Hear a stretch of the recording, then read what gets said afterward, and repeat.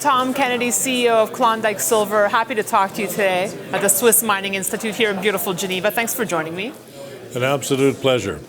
Well, I want to start by clearing up the name Klondike Silver because you're not in the Klondike. You're mostly focused in British Columbia, and silver's not your main focus. That's correct. In southeastern British Columbia, the primary metal camps have been silver, lead, and zinc. And primarily these are lead-zinc deposits. It just happens that the project that we're working with is a silver-rich lead-zinc deposit. Brownfield project. Yes. In a ghost town that you're reviving. Yes, well, precisely. Yeah. We want to revive the Slocan Mining camp, and we're starting with from the Silvana Mine, which is located in very close proximity to the little ghost town of Sandon, which was a dynamic, flourishing little city back in 1900. How much zinc do you think is there now? Well, my geological engineer, who actually ran the Silvana Mine where we're basing from, he was working for a company called Dickinson Mines in the 80s. For 8 years, he was fully in charge of mining and exploring, which the mill was operated 100% full-time. And he knows the camp inside out and backwards and is on our team currently.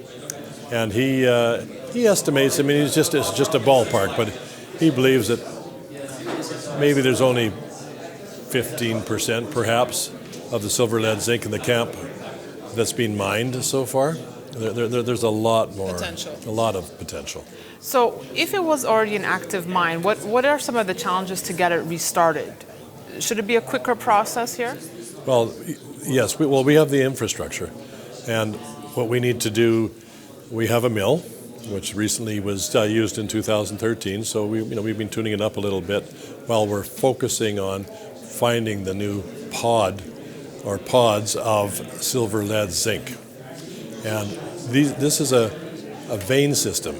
And vein systems, vein systems are called veins, or they can be called lodes, because the vein is loaded with silver, lead, and zinc.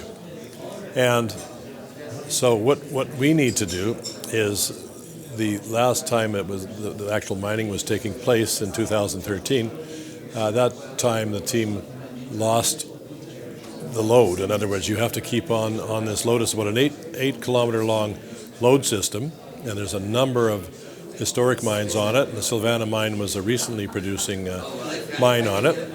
So our first job here is, after 3 years of spending $3 million on a lot of base things, like armoring the creek beside the property, right, to protect all of the property and tailings ponds. We had to do ground control, which is safety per government regulations for the 4,900 feet that we go in on the little train, if you will, to where we're starting to work. So we went through all these processes over 3 years, and finally we finished off our ground control in July, and we managed to get an amendment to our mine permit from the Ministry of Mines in August, and now we've started doing the drifting and drilling program that we believe will initially lead us to the main lode. You need to find the main lode before you're going to find more pods of silver, lead, and zinc. So will zinc be a primary focus since there's such a shortage of it right now? Well, absolutely.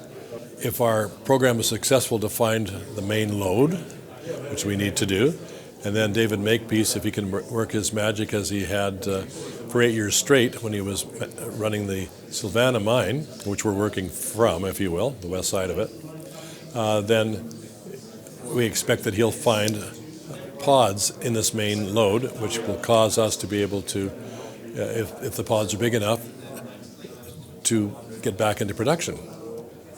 I wish you luck with that, Tom Kenney. Thank you very much. Good luck. Hope next time we see you, you'll have some results for us. Absolutely. That's a special time now. Thanks so much. And thanks for watching. We'll have more for you on Kitco.com.